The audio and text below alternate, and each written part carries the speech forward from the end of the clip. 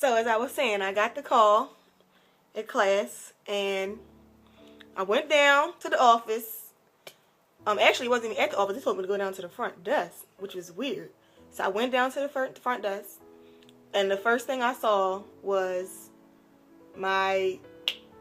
she's now my sister. It's complicated. I'll explain it. But one of my family members hugging my brother, and they were just bawling. They were just crying so badly. So I knew that somebody died. Like, I knew somebody died. And my first thought was that it was my grandmother, because she was older and she had a lot more complications. So I just, I started crying before I even heard what happened. And by the time I got over to them, they told me it was my mom, my mom Simonia, that she had passed. And I was just in such shock, like, completely unexpected. This is really the only real, mom that I knew since I was about, 4 or 5. And I'm, might have been 13. I was 13 at the time, and I just shut down. Like, I didn't scream. I didn't holler. Like, different people handle things differently. My response was I just shut down. Got all the way to the hospital, stood over her in the hospital, looked at her, completely shut down. And in my mind, I remember thinking, like, oh, this is not real. There's no way this is real. I remember, I just didn't think it was real. I was there. Everybody was surrounded. I was waiting for her to just wake up. I just talked to her that morning. She was coming home. Everything was okay. We were about to move. I got into Kappa, high school. She went with me on my audition and all that stuff. All that stuff was straight. And, I was just like, there's no way in the world that this is really happening. So I was completely shut down. I just didn't believe it. And, funeral happened. I was still shut down. Went to the funeral. I think I did a poem at the funeral. And, a lot of people came, a lot of people supported and just showed gave condolences, and I still was shut down. Like, and the crazy thing about it, I think it was PSSAs or something. Something was going on where I couldn't miss school. I came right back to school probably the next day after I found out my mom had passed. Had to go back to school. Got in a fight at school because somebody was like, your mom, flipped out. Just craziness.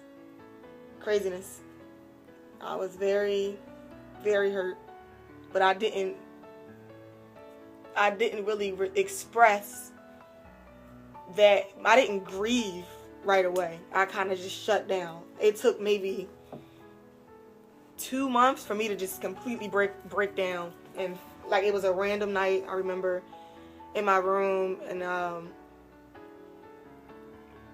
just shut down. And my mom's daughter Tanya was there. She was taking care of my brother and I, taking care of us, and I remember just crying. And that probably was the first time she saw me cry over it. And I don't know what she thought, but that was the first time she saw me really grieve over that. And I just flipped out, because I would come home from school and I would think she was there. Like, I would come home from school like, Mom, guess what happened? Literally say that out my mouth, and then realize later that she's not there. And that was crazy.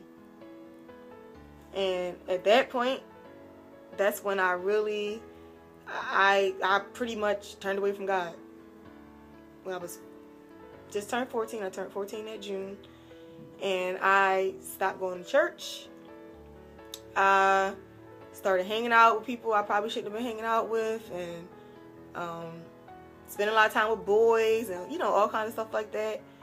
And I just was like, I never really said to God, like, I'm mad at you, or I never really blamed him per se, but my heart was just cold. It just got cold, and I was just like, I'm not going to do the church thing. And even though I accepted Christ when I was young, I received Christ, and when I was 12, I used to minister, go out, minister to the drug dealers, passing out tracts at school, and all that stuff. Very serious about God, to a point where people in middle school used to tease me and call me a Jesus freak. Like, they used to say when I walk in the classroom, oh, I got the Holy Spirit, making fun. But I was really, really living for God. But when my mom passed, backslid. I was 14. I was young, but for me to have that kind of relationship with the Lord and then completely like cut it off and stop, that was just, crazy. But I thank God that it didn't last long, that particular season. Like probably by the time I got to high school, which is I basically had just the whole summer where I was just away from God. And what brought me back, when we moved to the Northeast, we moved from North Philly to the Northeast because I was growing up in North Philly. And that was a devastating change because I was used to, being in the hood. I never really was like a hood girl per se. People say I didn't belong there, but that's where I was from. I moved to the Northeast and it was a completely different transition. Like it was crazy. But with, I basically met new friends. I was going to like little group parties or going to little parties and stuff, house parties and clubs. Clubs are supposed to be 18 to get in, and my friends used to sneak me in. We would find a way to get us in there. I used to go, and I would go, and I just felt weird. Like it was fun, but I always felt like I was out of place. Like this was not me. I just didn't belong. I didn't belong here.